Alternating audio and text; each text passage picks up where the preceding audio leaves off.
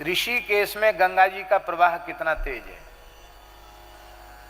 गीता भवन कितना तेज ऋषिकेश में गंगा जी का प्रवाह है, आप वहां खड़े नहीं हो सकते, इतना तेज प्रवाह है।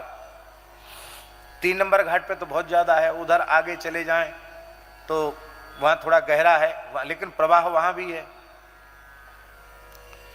संत तो मुझे याद नहीं है, तुम थे हमारे साथ कि नहीं थे? योगेंद्र जी थे, हाँ योगेंद्र जी थे। किस सन की बात होगी, सन हमको भी याद नहीं, इनको भी याद नहीं, योगेंद्र जी थे हमारे साथ। तो हमारे मन में भाव जगा कि हम तो रोज गंगा जी में गोता लगाते, हम अपने ठाकुर जी को भी गोता लगवाएंगे। यदि भी गंगा जल से स्नान कराते थे, लेकिन मन में इच्छा हुई कि इनको गोता लगवाएं। तो अपने शालिग्राम भगवान उनके सिंहासन में संपुट में लेके गए, मस्तक पे रखा और जैसे ही गोता लगाया और गोता लगा के बाहर आए, कई गोता लगाए, तो बड़े भाव से गोता लगा के बाहर आए तो सिंहासन तो ऊपर आ गया, संपुट ठाकुर जी गायब। कि भैया ये तो ठाकुर जी ने बढ़िया गंगा स्नान किया। अब एकदम ठंडा जल गंगा जी का, और हमारी कथा का समय होने वाला है। सब लोग खोजने का प्रयास कर रहे थे, सबने खोजा, लेकिन ठंड में कौन रहे इतनी देर तक पानी में। हमने तो मन में निश्चय कर लिया कि अब हमारी कथा वथा तो सब हो गई, अब ठाकुर जी की जल समाधि हुई है तो हमारी भी जल समाधि ही होगी। हमको बाहर नहीं निकलना, हमारे ठाकुर जी हमको चाहिए। मन बहुत विकल था, कथा की इच्छा ही खत्म हो गई, और लोग हमको कह भी रहे थे कि अब ठाकुर जी कहाँ से मिलेंगे। तो हमारे मन में आया कि इनको कथा सुननी होगी तो मिलेंगे, क्यों नहीं मिलेंगे, कोशिश तो करो। तो थोड़ी देर इतने इतने पानी में वहां से वहां, वहां से वहां, वहां से पकड़ पकड़ के देखते रहे।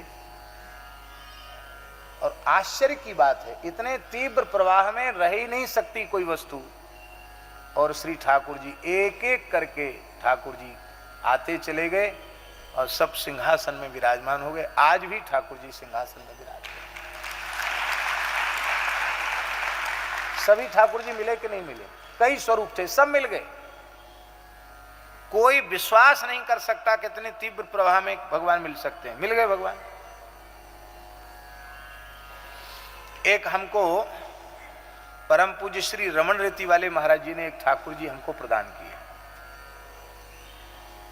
तो वो इतने सूक्ष्म है शालिग्राम भगवान कि उनको लेंस के माध्यम से दर्शन हो सकता है, वैसे नहीं हो सकता।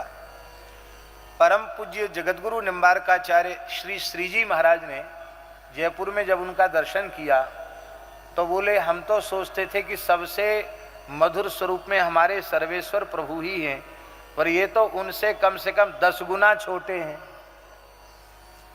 तो बोले वाह, ये तो बड़े दुर्लभ स्वरूप। और आश्चर्य की बात यह है कि उन सूक्ष्म स्वरूप में भी श्री चक्र विराजमान है, पर वो सूक्ष्मदर्शी से दिखता है, लेंस से दिखता, वैसे नहीं दिखता है।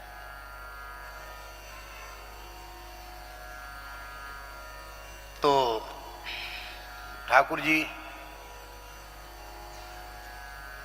उन्होंने देखे तो बड़े प्रसन्न हुए पूज्य श्री श्री जी महाराज, और बोले कि हमारे राधा सर्वेश्वर प्रभु हैं, कोई आपके श्री सीता सर्वेश्वर प्रभु हैं। हमने कि चलो महाराज जी, आपने नामकरण कर दिया हमारे ठाकुर जी का, तो श्री जी महाराज ने नाम धरा श्री सीता सर्वेश्वर प्रभु। तो श्री सीता सर्वेश्वर प्रभु हो गए। अब अपने राम गए कहीं गंगा स्नान, कहाँ गए थे, ऋषिकेश कहाँ गए थे, अब सेवा पूजा सौंप गए पीछे वाले लोगों को कि अब 2-3 दिन के लिए तो जाना है, तो इतने ठाकुर जी को क्यों ले जाएं। अब उनमें वो सूक्ष्म जो ठाकुर जी हैं वो एक डिबिया में है, और उनको वस्त्र में बांध करके रखते हैं कि इसमें जिसमें अलग से पता चले, नहीं तो खो जाएंगे।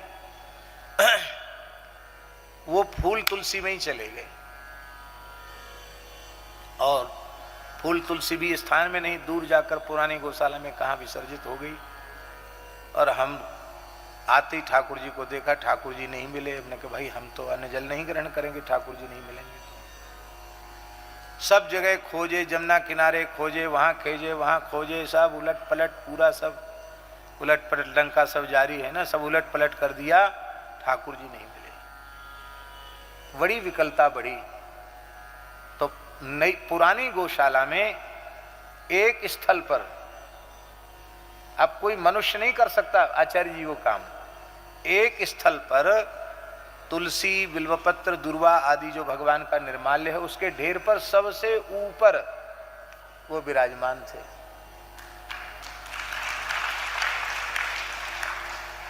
अब स्वर्ण के संपुट में, तो स्वर्ण का संपुट भी एक खतरे का काम है कि स्वर्ण का संपुट तो कोई भी उठा के ले जाए, लेकिन ठाकुर जी सुरक्षित हुए, मिल गए।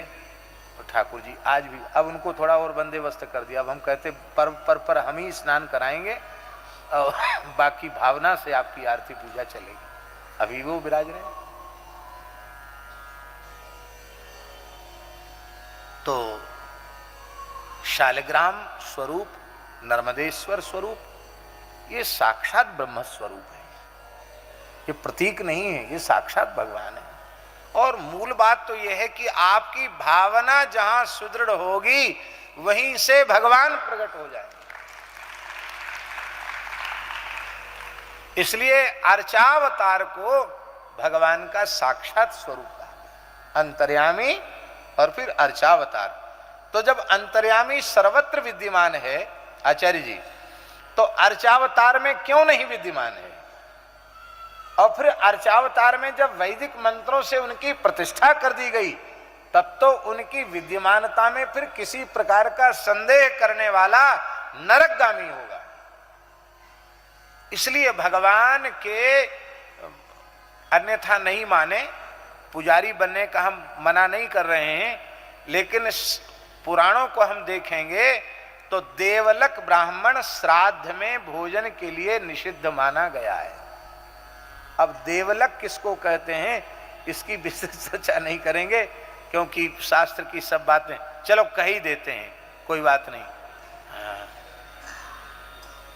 देव